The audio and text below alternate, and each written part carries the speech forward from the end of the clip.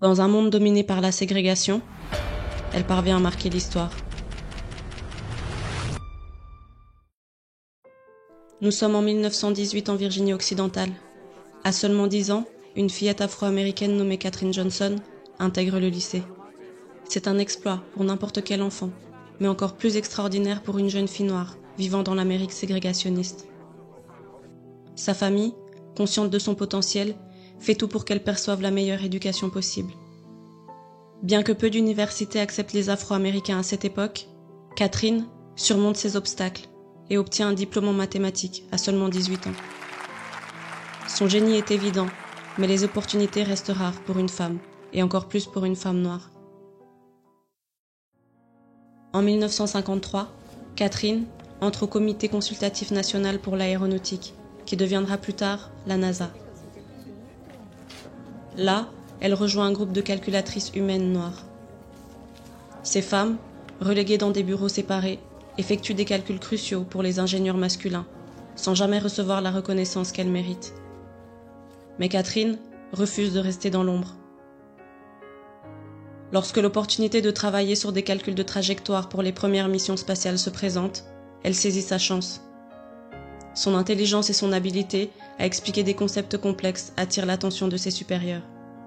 Rapidement, elle est intégrée dans des équipes où aucune femme noire n'avait jamais été acceptée. À la fin des années 1950, la course à l'espace entre les États-Unis et l'Union soviétique atteint son apogée. Après le lancement du satellite Spoutnik par les soviétiques, l'Amérique est déterminée à prouver sa supériorité technologique.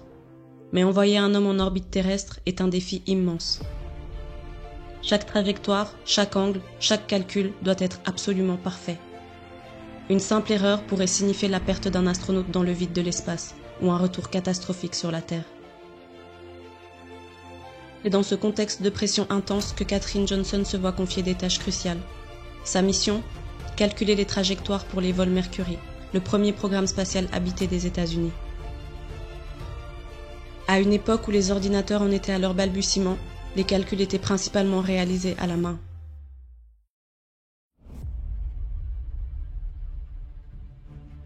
Katherine, armée de son esprit vif et de son expertise mathématique, s'assure que chaque équation soit exacte.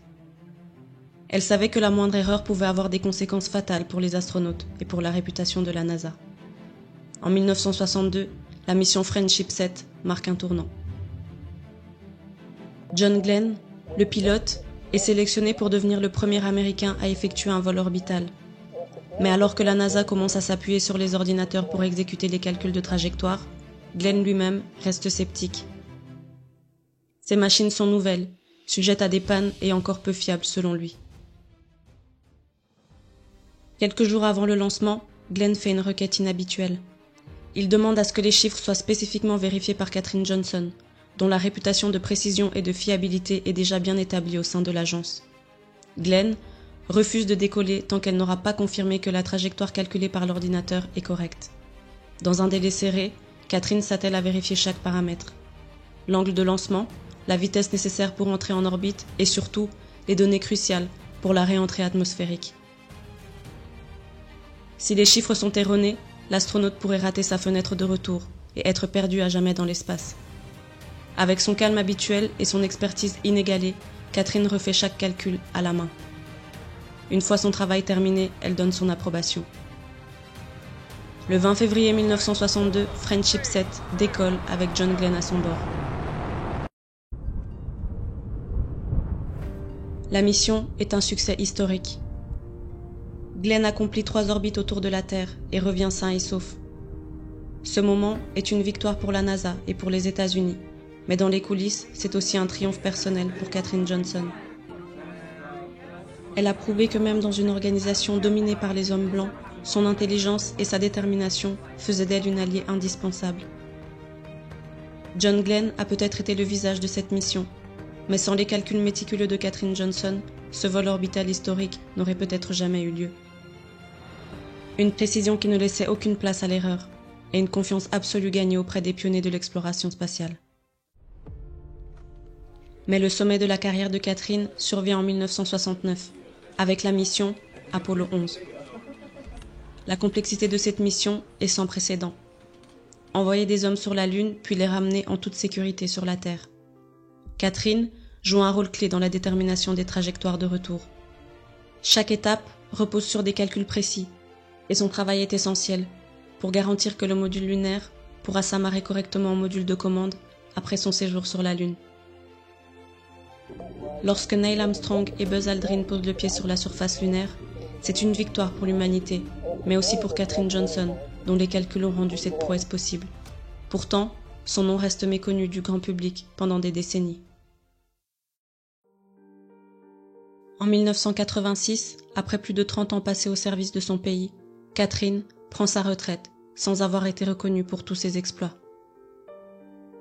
Ce n'est qu'en 2015, près de 30 ans après son retrait de la NASA, qu'elle recevra la médaille présidentielle de la liberté, l'une des plus hautes distinctions civiles des États-Unis, en reconnaissance de son rôle dans l'histoire spatiale. Katherine Johnson n'était pas seulement une mathématicienne, elle était une pionnière, une femme qui a refusé de laisser les préjugés définir sa place dans le monde. Son travail a prouvé que le talent et la détermination peuvent transcender les barrières du genre et de la race. Grâce à son génie, elle a aidé l'humanité à atteindre les étoiles.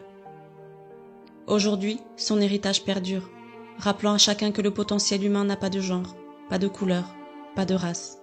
Il est universel.